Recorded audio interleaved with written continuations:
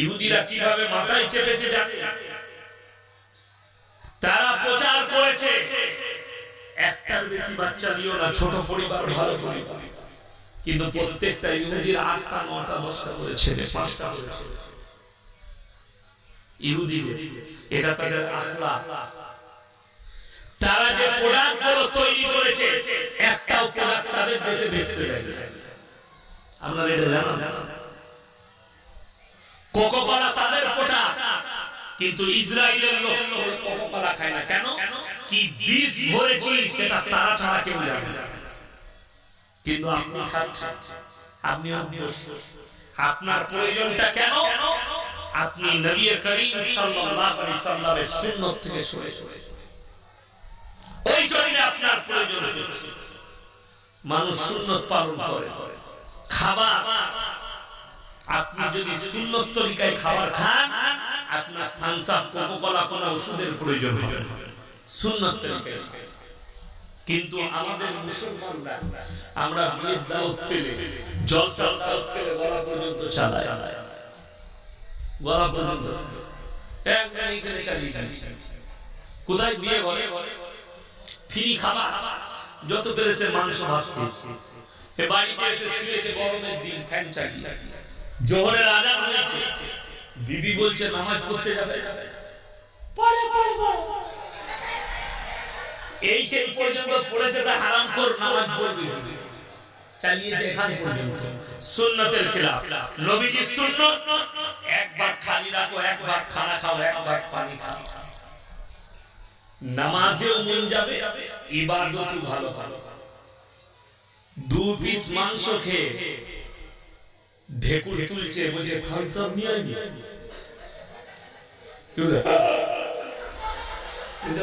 ঢেকুর হজম হচ্ছে না, থামস আপ লাগবে, নাহলে কোকোকোলা লাগবে।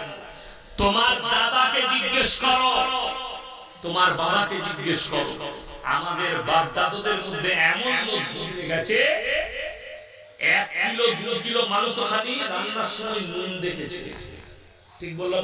বললাম ভাই বাবাজি, যাদের বয়স আমার বাপের বয়স ঠিক, তুমি দেখেছো? তোমার বয়স তো 10 বছর, তোমার দাদুকে দেখেছো? আমার আব্বাজি আমাকে শোনায়, একজন আমার আত্মীয় ছিল, বলছে যখন রান্না হতো ডেগেতে মাংস, 5 কেজি মাংস খালি এমনি নুন দেখে খেয়ে, তারপরে খাবার আলাদা ছিল। কি বুঝলে? তাদের কোনো হজমের ট্যাবলেট নাই। কেন? তারা ছিল আখলাকের শূন্য, আর আপনি আমি হচ্ছে আখলাকের দুর্নীতিতে ভরা, চরিত্র খারাপ, বেঈমান কাফের। আপনার দ্বারা পাপ করাচ্ছে, সব কিছু পাল্টিয়ে ফেলেছে, পাপ মুসলমান করছে। কিন্তু আপনাদেরকে প্রমাণ দিই যে হুজুরদের দ্বারা সমাজ কিভাবে ধ্বংস হবে, কিছু আলেমের দ্বারা তার কয়েকটা প্রুফ দিচ্ছি। আমি কিছুদিন আগে তাকে মাস বলছি, বাংলাদেশের একজন হুজুর, তার নাম আসিফ। কি নাম? চশমা পরে, মাঝে মাঝে ঠোঁট পালিশ করে। দেখুন, এনারা জানেন আমি এই ড্রেস পরেই কিন্তু এলাম, গাড়িতে নামলাম কোন ড্রেস পরে? এই ড্রেস পরে। ড্রেস পাল্টানোর আমার প্রয়োজন পড়ে না। লুঙ্গি পরে বাড়ি থেকে চেপেছি, যে জামা পরেছি ওই জামা পরে স্টেজে গেছি। আমার মনে পড়ে আমি 2 ঘন্টা বায়ান করব, 15 মিনিট বাকি আছে। আমি বললাম বক্তাকে নিয়ে আসো। জলসার পরে একজন শোনাচ্ছে, বাংলাদেশের বক্তা, আমি নাম করব না, নামি নামি বক্তা, মুর্শিদাবাদের বেলডাঙ্গায় জলসা ছিল আমার সাথে। বলছে মেয়েদের মতো মেকআপ বক্স বার করেছে, সোনো, পাউডার, ঠোঁট পালিশ, কি বুঝলেন, ভুরুটা একটু মাছুড়ে নিলে দিয়ে কত কায়দা, তারপরে পাগড়ি, তারপরে হযরত স্টেজে, কি বুঝলেন, দিয়ে মাইকেল কাটিং 1 ঘন্টা, বয়ান 40 মিনিট, রেট হচ্ছে 40,000। আমি বললাম যে আমরা বহুরূপী মাল, আমি যে ড্রেস পরে যাব সেই ড্রেসই আলহামদুলিল্লাহ। আপনারা হয়তো আমার ব্যাপারে জানেন না, আমি বোম্বে যাই, দিল্লি যায়, যে দেশে যায় লুঙ্গি পরেই যায়। আমার কোন ড্রেস লাগে না, আমার লুঙ্গি আছে, লুঙ্গি পরি, লুঙ্গি পরি, জামা পরি, এই অবস্থায় যাই। এয়ারপোর্টে এই অবস্থায় লুঙ্গি পরি, পোশাক কেন পাল্টায়? এই হুজুর বলছে মেয়েদিকে বস করিয়েছে, সামনে কিছু ছেলে বসে আছে, মেয়েরা বসে আছে, এ মাইক নিয়ে প্রমোট করছে। যে মেয়েটাই তোমার বাজারে রাস্তাঘাটে যাকে দেখবে, তোমার যদি পছন্দ হয়ে যায়, জাস্ট মেয়েটা তোমার জন্য না। আমি উত্তর দিয়েছি যে ওরে হারামখোর, বাজারে যদি তোর মাকে দেখি আর আমার যদি পছন্দ হয়, আমার সাথে বিয়ে দিবি? কথা বুঝতে পারেন না? যদি বলে যে মেয়েটাকে দেখবে তোমার পছন্দ হলে সেই তোমার জন্য যথেষ্ট, তাহলে তোর মাকে দেখে যদি আমি মনে করি এটা ভালো লাগলো, তোমার মাকে আমার জন্য যথেষ্ট হবে? এর থেকে বড় হারামখোরি ভাষা আর পৃথিবীতে কেউ বলতে পারে না। একটা বাদী যার কাছে দিন নাই, কেউ এই ধরনের পাপের ভাষা বলতে পারে না। এই ধরনের হুজুর বলে তারাই সমাজে জিনা ছড়াবে আর পাপ ছড়াবে। এই ভাষাটাই হচ্ছে জিনার ভাষা।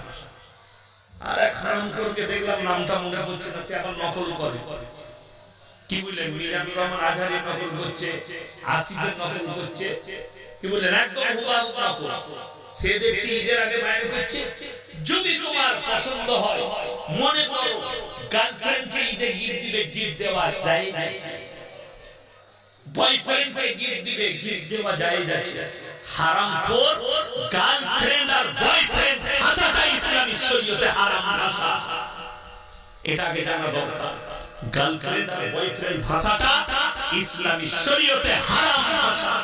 যে যুবকরা আছে, যুবতীরা আছে, আমি চ্যালেঞ্জ ছুড়ে গেলাম, কোন মৌলবি যদি হালাল ভাষা বলে দেয়, তার জুতোর মালা পরবো, তা না হয় তাকে জঙ্গিপুরে জুতের মালা পরিয়ে আমি জানি।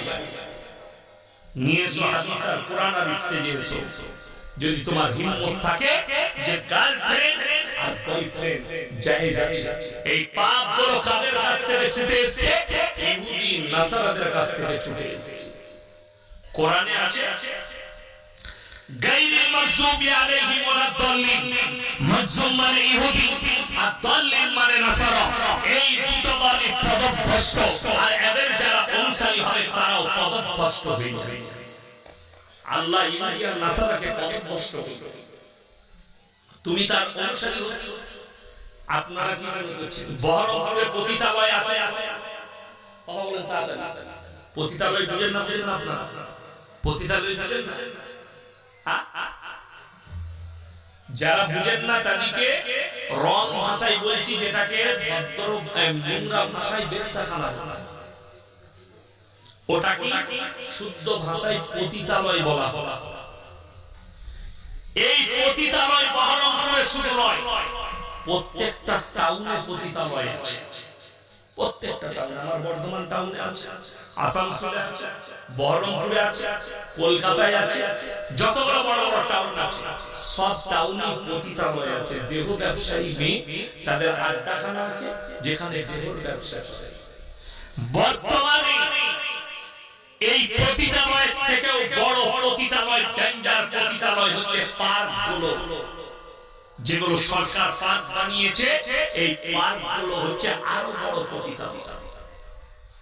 কোরআন শুনবে, কোরআনে আল্লাহ বললেন ওয়ালা তাকরাবুজ জিনা ইন্নাহু কানা ফাহিশা ওয়া সাআ সাবিলা। হে আমার নবী, পৃথিবীর মানুষকে বলো ব্যভিচার করা তো দূরের কথা, যে রাস্তায় ব্যভিচার হয়, জিনা হয়, সে রাস্তার ধারে পাশে